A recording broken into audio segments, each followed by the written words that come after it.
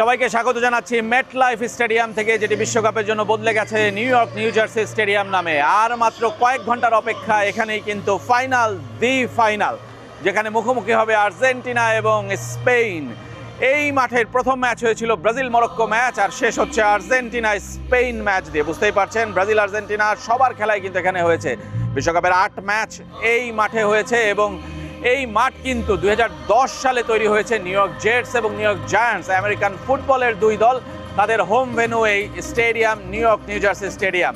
এবং এই স্টেডিয়ামে সুপার বোলের ম্যাচ হয়েছে, NHL এর ম্যাচ হয়েছে, এই স্টেডিয়ামে অসংখ্য কনসার্ট হয়েছে, যেখানে টেলর সুইফট থেকে কোল্ড স্টোন থেকে অনেকেই পারফর্ম করেছেন। আর বর্তমানে এই বিশ্বকাপ ফাইনালে কারা পারফর্ম করবেন নিশ্চয়ই জানেন।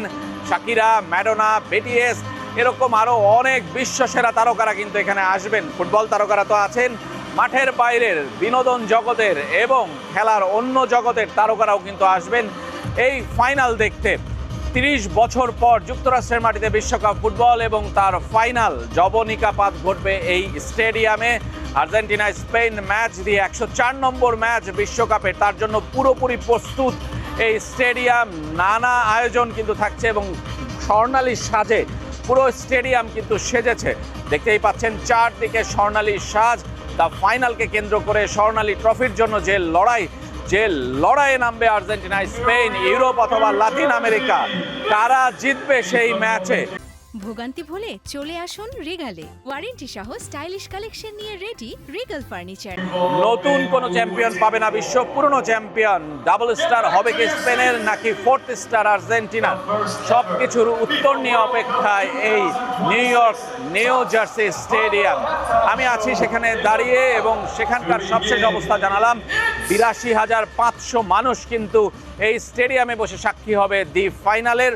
আর টেলিভিশনের পর্দায় বিলিয়ন বিলিয়ন মানুষ কিন্তু দেখবে এই ফাইনালটি। বাংলাদেশ সময় রাত 1টায় শুরু হবে এই ফাইনাল, যে ফাইনালে নামবে আর্জেন্টিনা স্পেন, বিশ্ব চ্যাম্পিয়ন বর্তমান আর্জেন্টিনা। আর স্পেন 2010 সালে চ্যাম্পিয়ন হয়েছিল।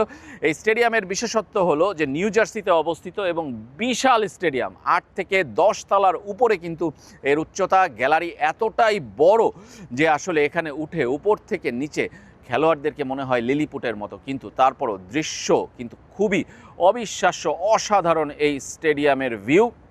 এবং যারা এই মাঠে খেলা দেখেছেন তারা কিন্তু এর ফ্যান বনে গেছেন। যদিও স্টেডিয়ামটি একটু শহরের বাইরে এবং একদম নিরিবিলি এলাকায়, সেখানে বাইরে থেকে আসতে এবং যেতে নানা ধরনের আসলে দুর্ভোগ পোহাতে হয়, কিন্তু তারপরও যারা ফাইনালের সাক্ষী হবেন কোটি টাকা দিয়েও কিন্তু এই স্টেডিয়ামের টিকিট কিনতে তাদের কোনো আপত্তি নেই। এবং তাই দেখছি টিকিটের দাম হু হু করে বাড়ছে।